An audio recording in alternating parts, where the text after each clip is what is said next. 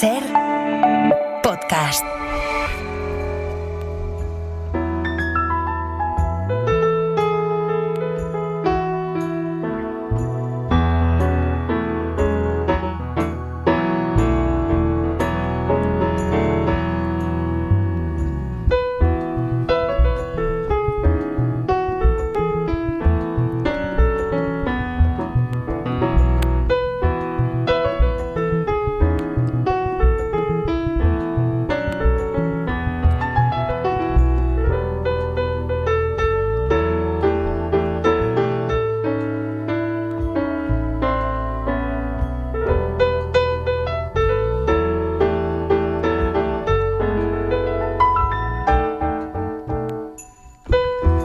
Desde Berlín ya está Marc Bassetts, corresponsal del País en Alemania. ¿Qué tal, Marc? ¿Cómo estás? Buenos días. Hola, Javier. Buenos días. Guten Morgen. Estaba ahora pensando sobre esto que hemos contado de Carlos Alcaraz, que juega la final de Monte Carlo, y estaba en mi cabeza intentando saber si hay algún jugador alemán en el top 10. Sí que lo hay. Está Zverev, aunque tiene muchos problemas por acusaciones de violencia doméstica. Pero no me parece a mí que el tenis sea un deporte muy seguido en Alemania, ¿no? Bueno, no, aunque evidentemente hubo estos tiempos gloriosos con Boris Becker y Steffi Graf, ¿no? Pero creo que esta cúspide no se ha vuelto... Tú entiendes más de tenis que yo, pero yo diría que no se ha vuelto a un momento cumbre como este de los años 80, principios de los 90, ¿no? Pues Boris Becker, que puede tener un documental fantástico sobre lo que ha sido el resto de su vida, o lo que está siendo el resto de su vida. Hay que recordar que acabó en la cárcel por exenciones, por evasión fiscal y por un montón de negocios que fueron mal. Tú eres más de fútbol y creo que esta semana has escrito algo sobre fútbol, ¿no? Esta semana he escrito sobre fútbol y política, sobre el Fútbol Club Bundestag. Fútbol Club Bundestag es el equipo de fútbol de los diputados del Bundestag, del Parlamento Federal Alemán. Desde el año 61 existe una selección y juegan, cuando hay sesión parlamentaria, pues juegan, no son profesionales, evidentemente, pero juegan partidillos en un estadio oficial, antes en Bonn, ahora en Berlín, y ahí están representados los más aficionados y los que les gusta jugar a fútbol entre los diputados.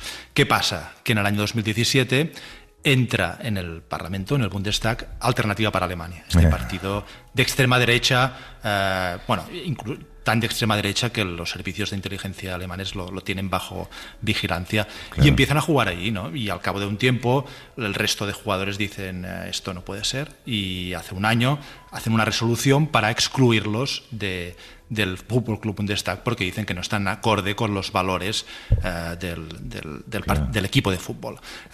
Los de AfD, los del partido de extrema derecha, recurren a un tribunal. El tribunal les ha dado la razón, ha dicho que las normas, los estatutos de esta asociación, porque es una asociación, el Fútbol Club Bundestag, dicen que puede pertenecer cualquier miembro del Bundestag que juega fútbol, evidentemente, y que tenga un nivel mínimo para jugar. Y ahí hay una controversia que puede parecer una anécdota, pero que en realidad refleja toda la tensión que hay y que va a crecer en los próximos meses y años. Pero el equipo entonces está compuesto por diputados.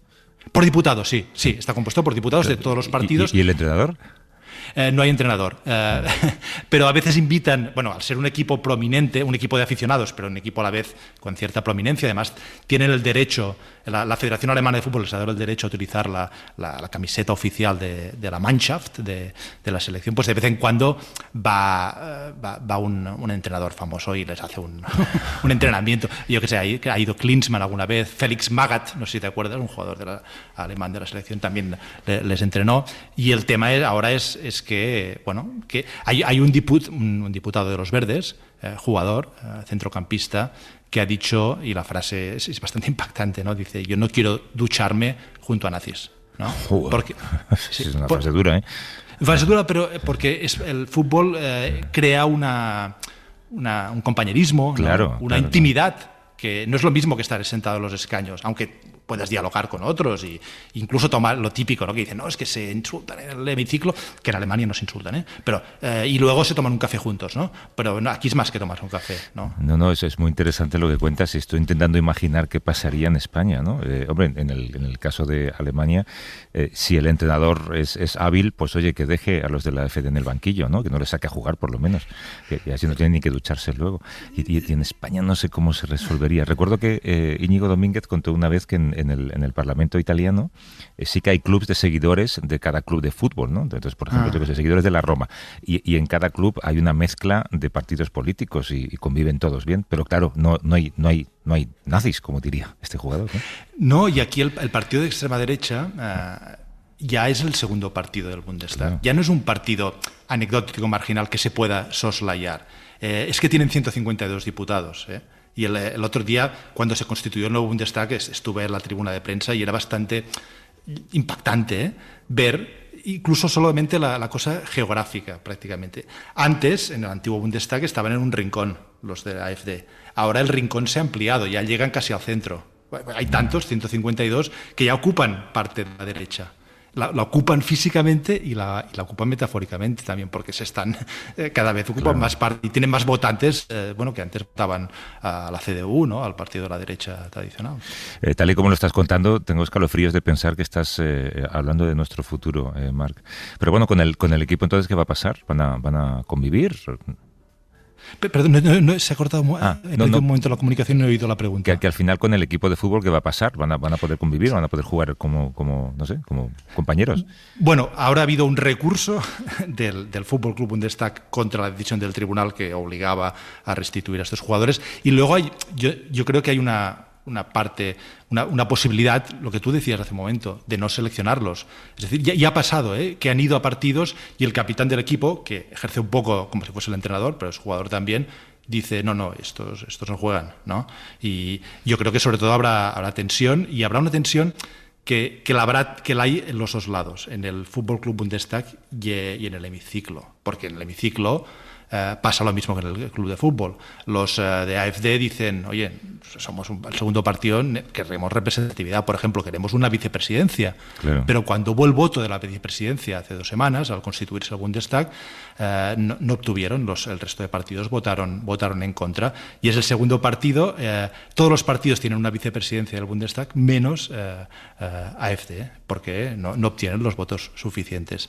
Y yo creo que esto que pasa en el fútbol y estas tensiones y lo que tú preguntas, bueno, ¿jugarán o no jugarán?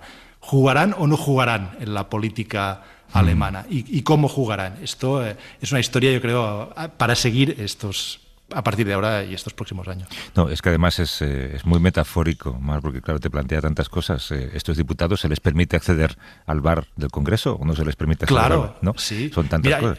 Sí, hablé con un diputado, con uno de estos futbolistas de AfD, del partido de extrema derecha, y él se quejaba, y ahora traslado lo que decía él, ¿no? Decía, esto es peor que el cordón sanitario, porque a mí me permiten entrar en el hemiciclo, me permiten tomar la palabra en el hemiciclo. Lo que tú dices, ir al café, constantemente están entrando y saliendo del café, y en cambio no me permiten saltar al césped y marcar goles. Yeah. Interesantísimo y muy representativo de los tiempos en los que estamos. Vamos a empezar con una de las historias que tenemos preparadas, porque además tenemos al invitado esperando. Venga.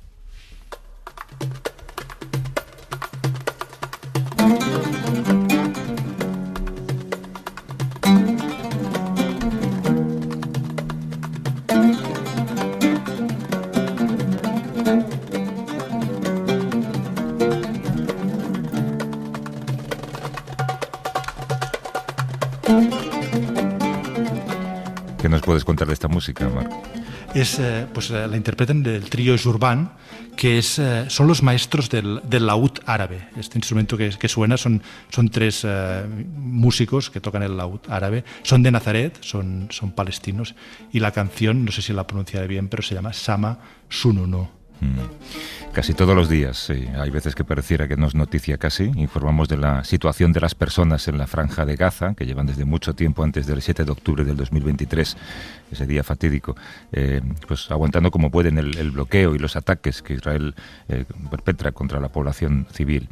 La persona con la que vamos a hablar ahora, Marc, conoce perfectamente Gaza, accedió decenas de veces allí para informar sobre la vida cotidiana en ese lugar.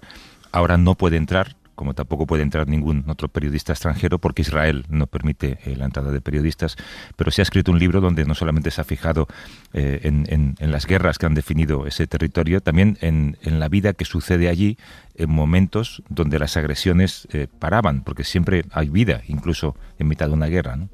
Sí, Javier, este libro del que vamos a hablar es el libro de un periodista en el sentido más amplio del término, porque hace de todo. Hace noticias de última hora, hace reportajes de aquellos que necesitan tiempo para trabajarse y para madurarse, que necesitan contactos y cultivar estos contactos.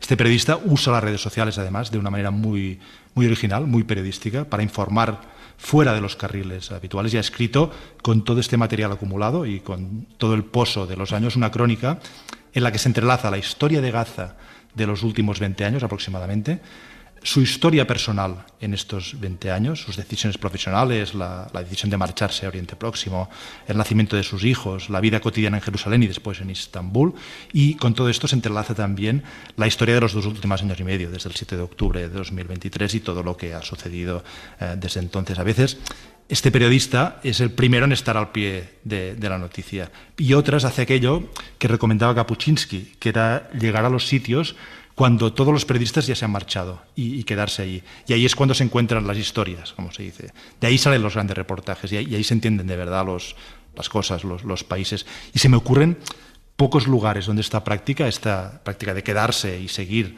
los temas durante años y décadas, como ha hecho este periodista, se me ocurren pocos lugares donde esta práctica sea más necesaria e importante que en Oriente Próximo, en Israel, en Palestina y en Gaza.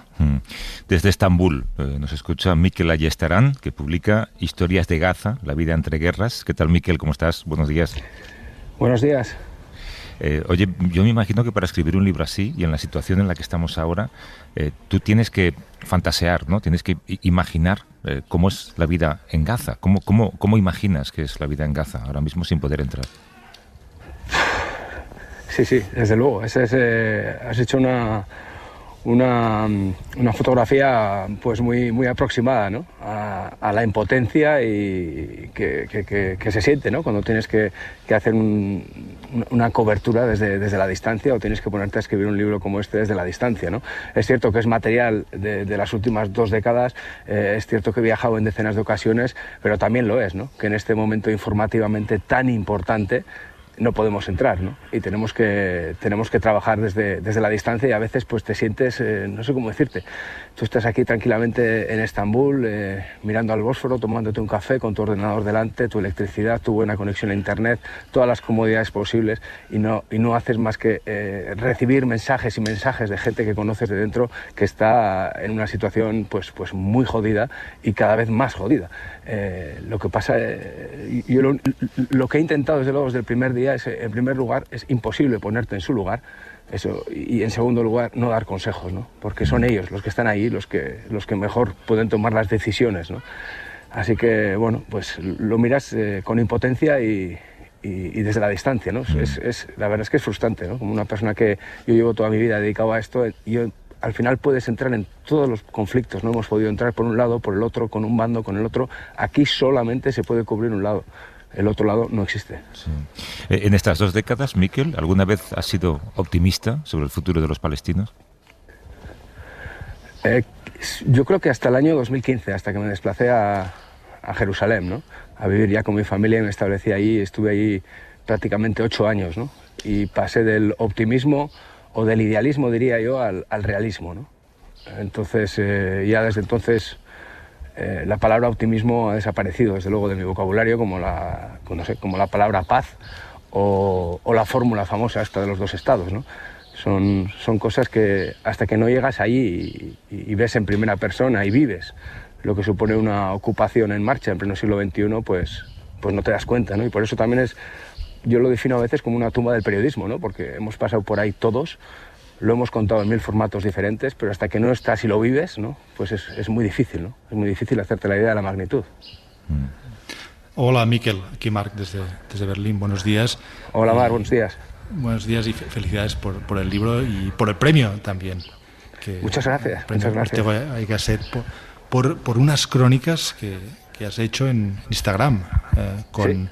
con fotografías y un relato de lo que es la guerra a partir de los platos que come una familia, ¿no? De una persona muy importante en el libro. Es un personaje central en Historias de Gaza, la vida entre guerras en tu libro. Es Kayet Hamad. ¿Podrías explicarnos quién es Kayet Hamad y qué ha representado para ti en Gaza a lo largo de estos años y ahora estos últimos meses, 2 años. Mark Kayet Hamat es lo que los periodistas en la jerga le llamamos fixer, ¿no? Que es mucho más que un traductor o que un intérprete, ¿no? Es pues esa persona que se convierte en tus ojos, ¿no? Y en tu ángel de la guarda cuando estás trabajando en un sitio de este tipo. Yo conozco a Kayet desde 2004, pues es un refugiado del campo de Jabalia, que tiene familia en Málaga y habla español perfectamente, y con el cual pues hemos trabajado pues los compañeros, yo creo, de todos los medios, por lo menos españoles, que pasamos por Gaza. Kayet es nuestra referencia, ¿no? Además de la relación profesional, yo que soy muy pesado y que voy a los sitios muchas veces y vuelvo, sobre todo en periodos de entreguerras, pues hemos forjado una amistad personal pues muy profunda, ¿no? Yo he visto crecer a sus hijos, le he visto comprar su casa, he visto cómo ha ido creciendo él también, ¿no? Con su familia. Y bueno, pues cuando se produjo el ataque del 7 de octubre y ya no podíamos entrar, pues la verdad es que hablábamos todos los días por teléfono y yo no sabía qué hacer, ¿no? Cómo poner en marcha alguna cosa para que pudiéramos trabajar conjuntamente y llegar a donde no puedo llegar porque no estoy dentro, ¿no? Y lo primero que se me ocurrió como buen vasco es el tema de la comida, ¿no? Digo, oye, ¿qué coméis? ¿Qué coméis cada día? ¿Cómo lo hacéis, ¿no? Porque el bloqueo es tremendo, es un bloqueo prácticamente medieval. Y a partir de ahí, de esa pregunta diaria, el 5 de febrero de 2024 comenzamos a publicar una cosa muy simple, que era el plato que ellos preparaban cada día, ¿no? Para comer. Ellos se quedaron en el norte de Gaza, nunca fueron al sur, como ordenó el ejército. Tuvieron que cambiar más de 17 veces de casas debido a los bombardeos. Y en cada casa ahí donde llegaban, cada noche tenían la santa paciencia de hacerme caso y hacer una foto del plato y explicarme cómo habían conseguido pues ese día una lata de alubias, una lata de atún, o cómo habían conseguido leña para poder calentar ese día la comida, ¿no? Y yo pues lo he ido recogiendo con la sincera voluntad de acabar con esto cuanto antes, porque es un menú de guerra, un menú de resistencia, diría yo. Lo paramos el 18 de enero, cuando se produjo el primer alto el fuego, pero después Netanyahu lo volvió a romper y hoy en día, si entráis de nuevo al perfil de Instagram, veréis este triste menú de Gaza, ¿no? Sí que es triste en muchas ocasiones. Hablas mucho de esta familia, pero en el libro hablas también de la tuya, ¿no? Es un libro personal, hablas de cómo tu trabajo, y esto le pasa a todos los corresponsales, se articula también un poco a tu familia. Ahora contabas cómo os trasladasteis a Jerusalén, por ejemplo, durante años, ¿no? Cuando conversas con tus hijos, ellos son, no sé, tienen más esperanzas que tú en que esto acabe resuelto de alguna manera. No creo, yo creo que ellos también ya lo ven un poco lo que es el ambiente y el sentimiento, ¿no? Cómo están los ánimos, a veces más arriba, más abajo, pero ellos, la verdad es que al final han pasado 8 años de su vida en Jerusalén, ¿no? Más tiempo prácticamente que en el País Vasco, y son muy de allí, ¿no? Y tienen amigos en los dos lados. Con lo cual, yo creo que pronto el que tiene que hacer las preguntas soy yo a ellos, ¿no? Porque ellos sí que han crecido, digamos, con el bicho dentro, ¿no? Ellos son nativos del conflicto, ¿no? No sé si algún día me lo perdonarán, pero más que con optimismo o pesimismo, ellos la verdad es que lo ven con... claro, ellos tienen amigos allí, entonces, y son, bueno, van a estar en plena adolescencia también, y pues te puedes imaginar, ¿no? Las preguntas que se hacen, los debates que tienen entre ellos también, pues son diferentes, pero desde luego optimistas no son. Miquel, hay precisamente una página del libro en la que tú reflejas una conversación con tus hijos en Istambul, donde te hacen estas preguntas. Y me parece muy interesante porque son preguntas claras y directas. Tus hijos son muy buenos periodistas, van al grano. Sí, las preguntas de los niños y bueno, de tus hijos además suelen ser así, ¿no? Y además se piensan que tú lo sabes todo, que tú tienes las respuestas, ¿no? Mira, tú escribes libros y tal, tú seguro que sabes esto, ¿no? Y dices tú, pues no, no lo sé. Y te preguntan, por ejemplo, ¿cuándo acabará lo de Gaza? Bueno, pues yo hago como de hijo tuyo, ¿cuándo acabará lo de Gaza? Claro, es que es lo que nos preguntamos todos en realidad, ¿no? ¿Cuándo se va a acabar esto, no? Entonces, ¿qué respondes, no? ¿Qué respondes? Pues en este caso acabará cuando Benjamin Netanyahu quiera, ¿no? Un primer ministro que estaba obsesionado con pasar a la historia, con ser el primer ministro con más tiempo en el cargo, y que va a pasar a la historia por ser el primer ministro de Israel el sábado negro del 7 de octubre, ¿no? Y tendrá que asumir responsabilidades en algún momento y no lo hace. Y esta huida hacia adelante, esta venganza, ¿no? de tintes bíblicos que estamos viendo en Gaza, tiene un nombre y un apellido y acabará cuando Benjamin Netanyahu quiera, ¿no? Eso es lo que le respondo si me pongo en plan periodista, ¿no? Pero en plan padre, pues no les digo estas cosas, ¿no? Hay un momento también, tú lo defines como humillante en el libro, ¿no? Que fue cuando decidiste salir de Gaza durante la operación Margen Protector. ¿Por qué lo defines así? Bueno, es humillante porque al final nosotros, Javier, nos desplazamos estas zonas tan calientes, pero nos desplazamos con un soporte exterior de nuestros medios, de nuestra representación diplomática. Tenemos un pasaporte, tenemos dinero en el bolsillo y en un momento dado pues se producen este tipo de evacuaciones o salidas en las cuales pues eres un privilegiado y puedes salir, ¿no? Pero ellos se quedan.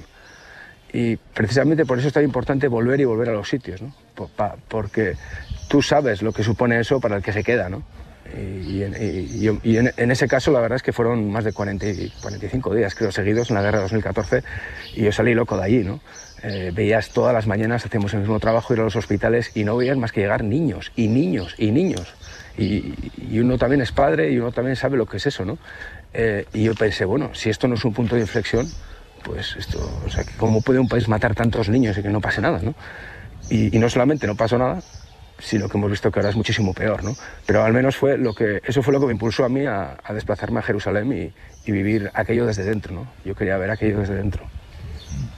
Tú escribes que siempre estás esperando el momento de paz o de alto al fuego o de un paro momentáneo de las hostilidades para poder ir y ver. ¿Tú qué esperas ver el día en que se abra Gaza y que tú, que lo conoces tanto y que has estado tanto desde hace 20 años ahí, entres ahí dentro? ¿Verás algo distinto? ¿Algo que no has visto? ¿Será otra Gaza? Yo, Marc, sinceramente, con lo que estamos viendo en el día a día, ¿no? Lo que acabamos de escuchar en las noticias del avance, ¿no? De la ocupación ya prácticamente al 60% de la franja, yo creo que estamos más cerca del plan de Trump, de que no exista Gaza, a la posibilidad de poder regresar a lo que fue Gaza antes del 7 de octubre, ¿no? Que yo creo que estamos en esa fase ahora mismo, ¿no? La operación militar tiene un plan claro, ¿no? Hacer Gaza un lugar absolutamente invivible, por eso es ese ataque sistemático a toda infraestructura civil, hospitales, escuelas, todo lo que pueda recordar a un lugar donde vivían seres humanos, ¿no? Entonces, ahora mismo no me imagino, no me lo puedo imaginar volviendo a ese lugar, a no ser que tengamos un milagro de última hora y Trump decida cambiar de estrategia, ¿no? Pero ahora mismo el panorama al que vamos es a una no Gaza. Por lo tanto, no sé lo que vamos a tener ahí. Tantos años en Jerusalén, Miquel, ¿alguna vez habrías imaginado que Israel podría haber llegado a este nivel de deshumanización del pueblo palestino, casi de sadismo contra el pueblo palestino? Lo veías venir, ¿eh? Yo me acuerdo cuando llegué a Jerusalén prácticamente te podías reunir con, pues un poco como lo que habéis estado hablando en el Parlamento alemán, ¿no? Pero bueno, extrapolado a Oriente Medio. Te podías reunir con la gente del ultranacionalismo sionista en un portal, digamos, de un asentamiento, ¿no? Cercano a Hebrón, y se juntaban allí los que son ahora el ministro de Finanzas, el ministro de Seguridad Nacional. Era una reunión prácticamente de vecinos, de amigos, ¿no? Parecía que era un grupúsculo, ¿no? Y hoy en día pues también se han convertido en la segunda o tercera fuerza más importante del país, ¿no? Por lo tanto, tú veías la dirección, ¿no? Y esta gente lleva hablando con este mismo discurso desde hace mucho tiempo, no es nuevo, a mí no me sorprende el discurso de esta gente. Lo que pasa es que han saltado el muro, antes estaban en los territorios ocupados y ahora están ocupando los ministerios, están dirigiendo la policía, están dirigiendo el ejército, y su ideología es la que es, ¿no? Lo tienen muy claro, ¿no? Por eso esa minoría minoritaria, ¿no? de israelíes pues laicos o de izquierdas que tenemos tan mitificados, pues están absolutamente desaparecidos y eclipsados, ¿no? por esta nueva mayoría, ¿no? del ultranacionalismo, que son los que han tomado el poder y encima han consolidado un gobierno muy estable en la Cámara, ¿no? Netanyahu tiene un apoyo del fundamentalismo religioso con los ultraortodoxos y de estos partidos que yo los definiría como a la extrema derecha de cualquier formación de extrema derecha que os pueda venir a la cabeza, ¿no? Eso es lo que hay. Por lo tanto, la operación que estamos viendo está dirigida también por esta gente, ¿no? Y en el otro lado nos encontramos con un movimiento como Hamas con cero autocrítica, cero, absolutamente cero, ¿no? Bien. Oye, te agradezco mucho la conversación, Mikel, desde Estambul. Es una hora más. El periodista Mikel Ayestarán es freelance, trabaja para muchos medios, ABC, para TV, para La Sexta, para todos los medios en los que puedes publicar, para 5W también. Y ahora es autor de Historias de Gaza, La vida entre guerras, publicado por Península, y también premio Ortega y Gasset por esa serie de fotografías, Menú de Gaza, que explican muy bien, a través de una fotografía enviada desde ese territorio, cómo es la vida allí ahora. Mikel, lo dicho, mil gracias. Olvídate de ir a Nueva York de vacaciones, porque no te van a dejar entrar después de publicar este libro, ya lo sabes. No me digas eso. Bueno, veremos a ver si nos ayuda el lobo feroz desde ahí arriba y mueve los cables. Un abrazo fuerte, cuídate mucho. Un abrazo. Adiós, Marc. Adiós. وفي لبنان عملوا المجازر والرجعي حمل مسابع والبندقية بإيد تحكي كات الأفضل في بلدي والبندقية. Tú hablabas antes, Marc, de las virtudes de este modelo de periodista, ¿no? Y yo creo que ahora lo acabamos de disfrutar también, cómo va introduciendo en la conversación detalles sobre la vida cotidiana y sobre su propia vida también, su vida familiar, para entender mejor la historia, ¿verdad? Sí, en efecto. Para mí es clave y es una de las... Me gusta mucho este periodismo y es una de las virtudes del libro. El yo.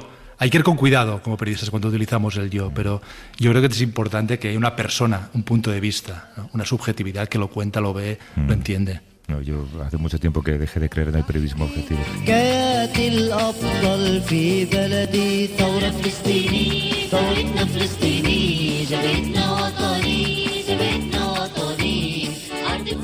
Ser Podcast.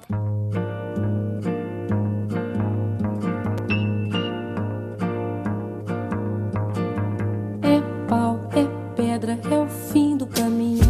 É o resto de toco, é um pouco sozinho. É um caco de vidro, é a vida, é o sol. É a noite, é a morte, é o laço, é o anzol.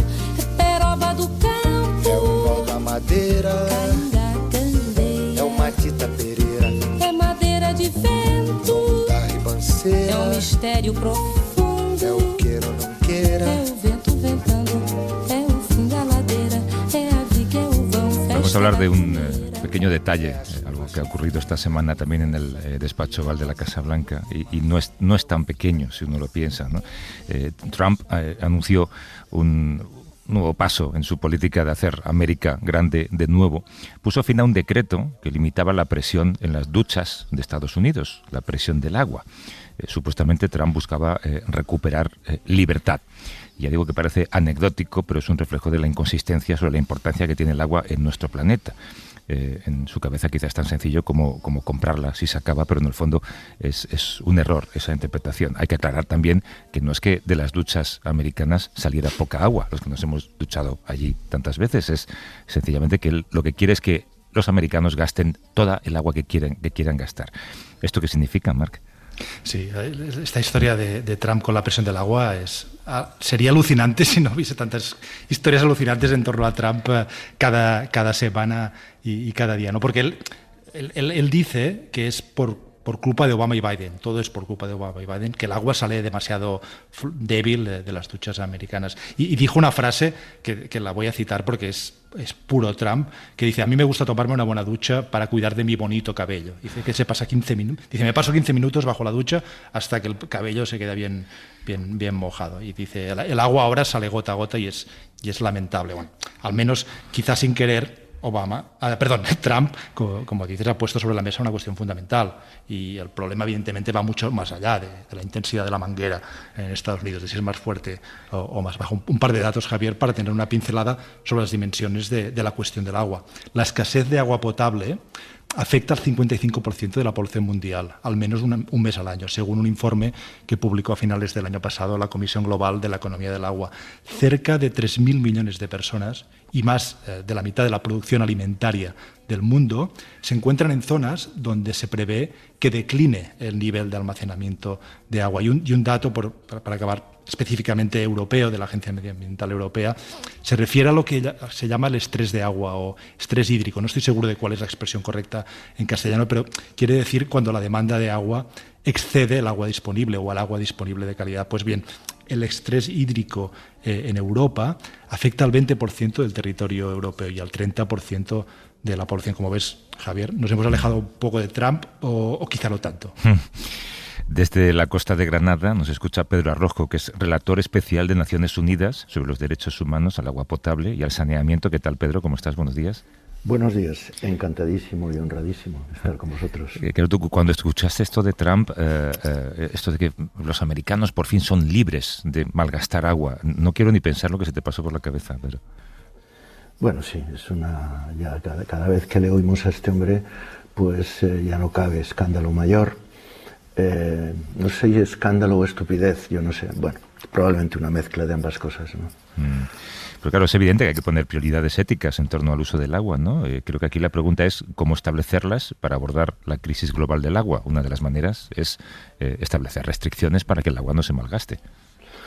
Sí, yo diría más que restricciones. Primero, fijaros la situación para que nos hagamos idea. Yo hablo de crisis global del agua en el planeta agua, el planeta azul, ¿no? La Organización Mundial de la Salud estimó en el 2018 2.000 millones de personas sin acceso garantizado al agua potable. Fíjate que digo al agua potable.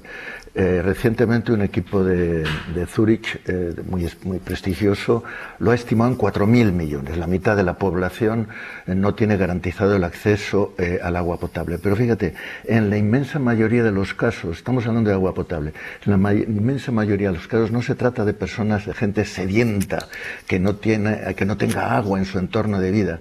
Son personas, en su mayoría, extremadamente empobrecidas, que viven junto a ríos contaminados, sobre acuíferos contaminados, o cuyas aguas son acaparadas por poderosos intereses económicos, ¿no?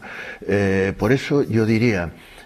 claro que hay escasez, creamos la escasez, como hemos creado escasez en la atmósfera para soportar el nivel de CO2 o de gases de efecto invernadero que generamos, ¿no? Entonces, la situación al final yo creo que tiene esa crisis global del agua, necesita, en efecto, como tú dices, de entrada discernir tipos de usos y priorizar los que realmente merecen éticamente ser priorizados. Yo hablo del agua para la vida o del agua vida, que son esos mínimos de agua potable que necesitamos para una vida digna, ese derecho humano al agua potable, esa agua vida, el agua que necesita una comunidad campesina para producir los alimentos que necesita comer, derecho humano a la alimentación.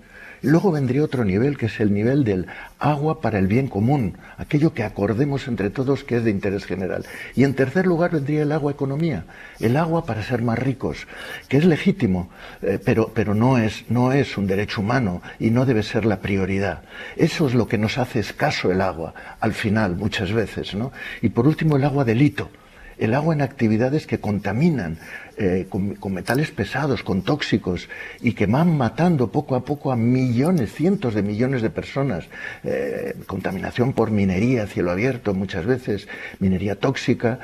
Yo creo que si respetáramos ese orden ético, nunca habrá escasez para el agua, para la vida. Hola Pedro, aquí Marc desde Berlín. ¿Cómo se garantiza que se respete esto que llamas orden ético? ¿Quién debe garantizarlo? Obviamente, yo creo que el agua debe ser considerada un bien común y no una mercancía. Y por tanto debemos de gestionarla de común acuerdo, no es el primero que llega, toma todo lo que quiera, ¿no? Y entonces debe de haber un orden legal que trate y que gestione el agua como un bien común y no como un negocio o como una mercancía. Eso sería lo primero. Hombre, pues lógicamente el orden legal es fundamental. Y en el orden legal generalmente tenemos ese orden de prioridades. Decimos, primero es el agua urbana o el agua doméstica, ¿no? Luego suele decirse el agua de agricultura, luego decimos el agua industrial. El problema es que luego no hay una vigilancia para que ese orden se cumpla. y se antepone muchas veces el agua del poderoso, el agua del que tiene poder para apropiar el agua, usarla muchas veces sin depurarla luego, generando contaminación, y entonces quiebra todo ese orden ético y quiebra en última instancia dos cuestiones fundamentales: la sostenibilidad de los ecosistemas acuáticos, de los que depende la vida de todo el mundo, pero sobre todo la vida de los que no tienen otra opción que recurrir al agua cercana de un río, al agua de una fuente, ¿no? No pueden comprarse una botella de agua que nos cuesta ahora 1.000 euros metro cúbico, 1 euro por litro, luego 1.000 euros metro cúbico. Luego, por tanto, el orden legal y el respeto, la vigilancia de que ese orden legal se respete es fundamental. Antes hablábamos de la anécdota, o partíamos de ella para hablar contigo. Dejando al margen lo poco que me gusta imaginar a Donald Trump tomando una ducha, ¿hasta qué punto la acción individual sirve para preservar el agua? Sirve porque manifiesta un nivel de conciencia que luego esos ciudadanos que toman ese cuidado de cómo usan el agua en su casa van a exigir a sus autoridades, que son las que realmente tienen la capacidad de ahorrar agua. Mira, una ciudad que pierda un 20%, y hay muchas que pierden un 30, un 40, un 50%, ¿no? En España también, aunque cada vez menos, ¿no? Bueno, pues ese orden de magnitud, cuando tú haces ese esfuerzo personal de al lavarte los dientes, cerrar el grifo, etcétera, etcétera, que es importante, pues a lo mejor estás ahorrando el 1%. Con lo cual, si dijéramos en orden objetivo, tiene relativamente poca utilidad.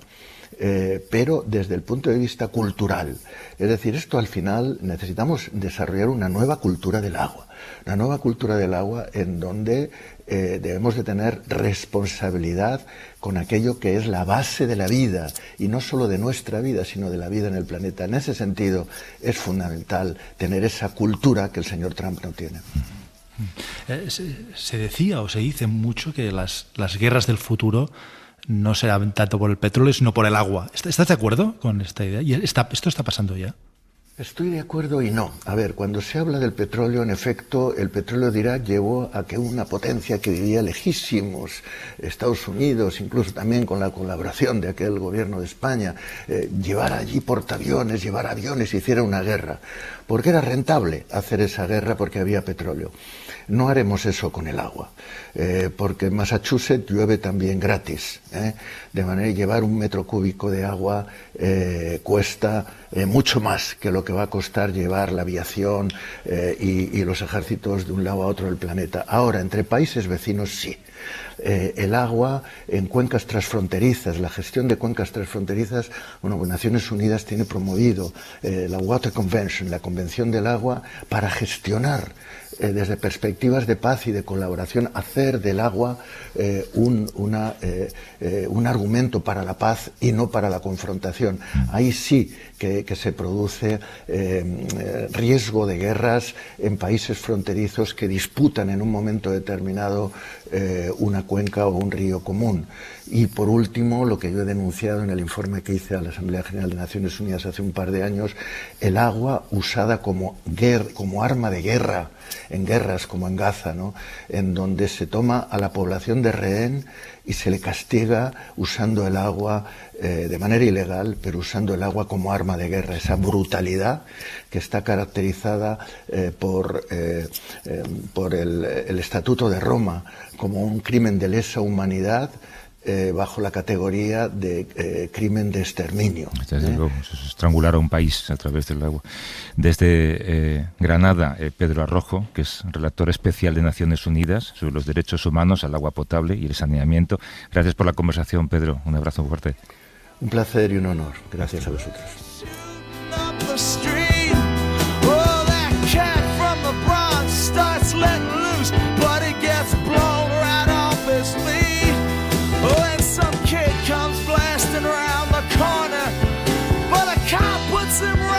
Pues me alegro más de que hayamos empezado hablando de Gaza y hayamos acabado al final mencionando también maneras de acabar con Gaza, ejecutadas por el gobierno de Israel.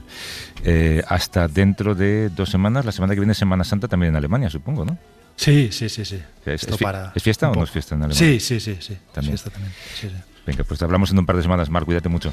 Muy bien, muchas gracias, Javier.